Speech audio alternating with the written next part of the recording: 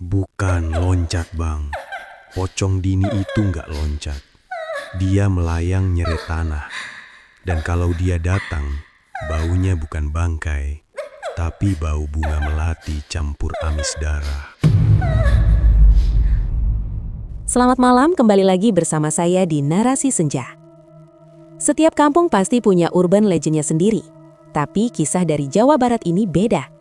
Kisah tentang Dini, seorang wanita muda yang kematiannya menyisakan teror bagi satu desa selama 40 hari. Sebenarnya, Dini ini siapa? Dini itu kembang desa, Kang. Orangnya santun, cantik. Bulan itu dia mau nikah. Undangan udah nyebar, tenda biru udah mau dipasang. Dia bahagia banget waktu itu. H1 pernikahan. Dini izin keluar sebentar mau ambil pesanan souvenir. Tapi takdir berkata lain. Di perempatan desa, motornya dihantam truk pasir. Dini meninggal di tempat. Karena kondisinya mengenaskan, jenazah langsung dimakamkan malam itu juga. Hujan deras banget, petir nyamber-nyamber. Penggali kubur dan keluarga panik, pengen cepat selesai. Dan di situ ada satu hal yang terlewat. Iya, saking paniknya karena hujan badai, Pak Modin lupa ngelepas tali pocong bagian atas. Jenazah Dini terkubur dengan tali yang masih terikat kencang. Malam itu, giliran Mang Ujang yang jaga. Sekitar jam 1 dini hari, kampung benar-benar mati. Gak ada angin, gak ada hujan. Tapi tiba-tiba api di rokok Mang Ujang mati sendiri. Terus kecium bau itu. Bau kembang melati yang biasa dipakai pengantin. Tapi nyengat banget sampai bikin pusing.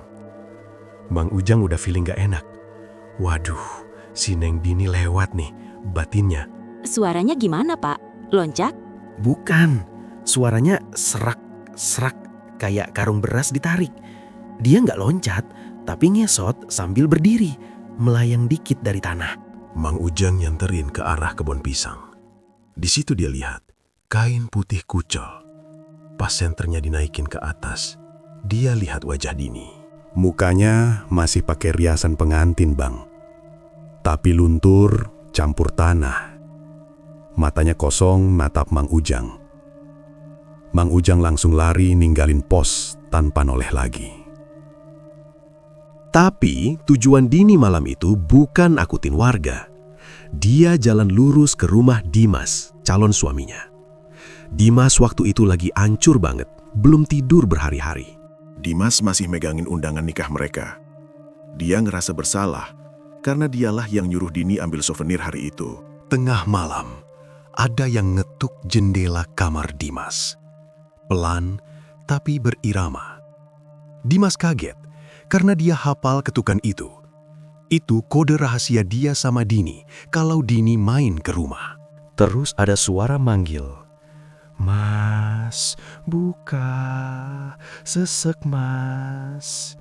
Suaranya Dini, tapi serak kayak orang kecekik. Dimas nekat buka gorden dan deg. Di balik kaca, Dini berdiri tegak. Dia nangis darah. Tali pocong di atas kepalanya masih keikat kencang banget.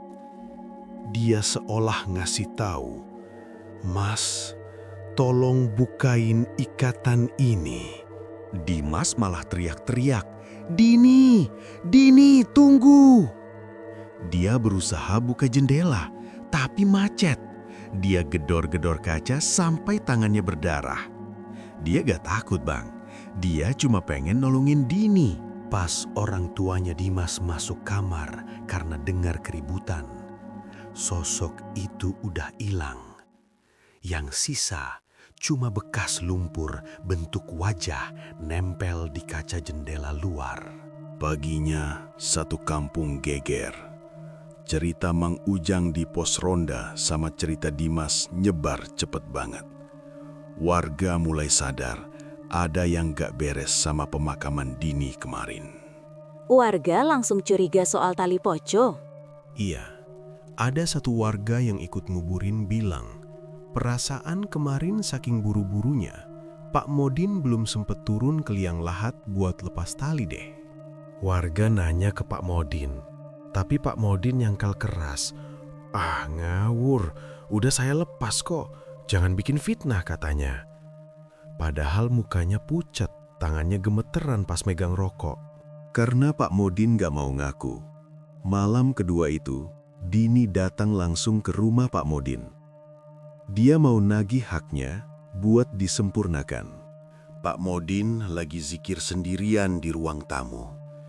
Tiba-tiba ada suara loncatan berat di teras.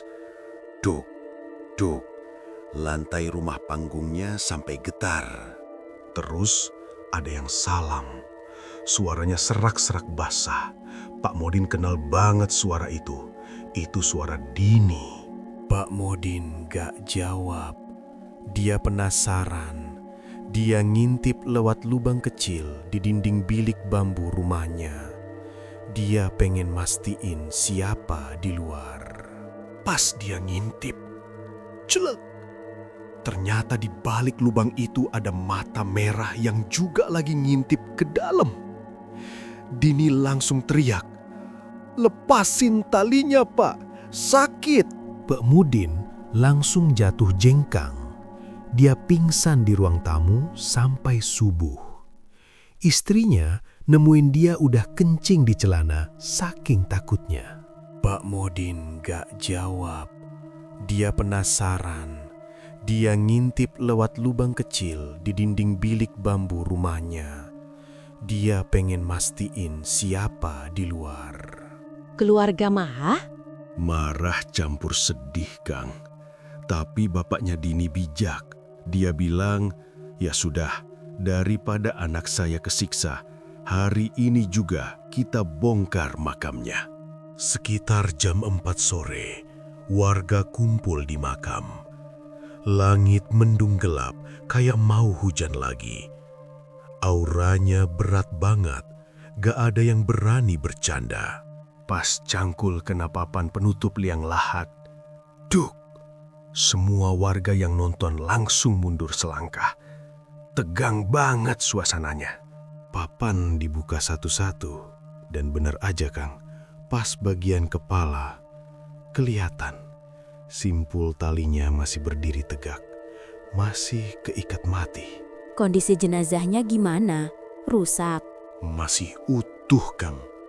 Cuma pucat banget. Dan yang bikin warga nangis, ada air mata di sudut matanya. Kayak dia nangis beneran selama 2 hari kekunci di situ. Begitu talinya dilepas, plong. Rasanya kayak ada angin sejuk yang keluar dari liang lahat. Bau anyir darahnya hilang, ganti jadi wangi tanah basah biasa.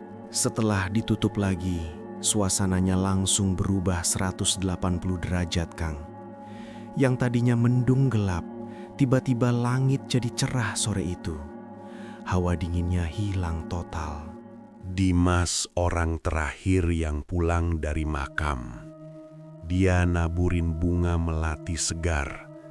Dia bilang, "Tidur yang nyenyak ya, Neng. Udah gak sakit lagi kan?" Malamnya, Dimas mimpi. Dini datang lagi.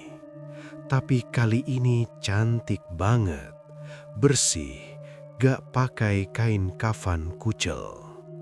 Dini cuma senyum sambil dadah tangan, terus jalan menjauh ke arah cahaya. Terornya berhenti total. Total, Gang. Gak ada lagi bau melati busuk. Gak ada lagi suara seretan di aspal. Warga udah berani keluar malam lagi kayak biasa. Pak Modin jadi orang yang paling rajin ke masjid sejak kejadian itu. Dia ngerasa bersalah banget. Tiap malam Jumat, dia selalu kirim doa khusus buat Dini. Makam Dini sekarang jadi yang paling terawat di sana. Kejadian ini jadi pengingat buat kita semua. Kalau ngurus jenazah itu gak boleh sembarangan, apalagi buru-buru. Pesan saya, kematian itu takdir Tuhan. Tapi kewajiban kita yang hidup adalah menyempurnakan kepulangan mereka. Jangan sampai kelalaian kita bikin mereka tersiksa di alam sana. Kisah Dini mengajarkan kita tentang cinta yang tradis dan tanggung jawab. Pocong Dini bukan ingin menakuti, dia hanya meminta tolong. Semoga almarhumah Dini tenang di sisinya. Al-Fatihah. Kalau kalian suka dengan visualisasi animasi seperti ini, tekan tombol like dan subscribe. Komen di bawah, urban legend mana lagi yang harus kita bahas. Sampai jumpa. Selamat tidur, kalau bisa.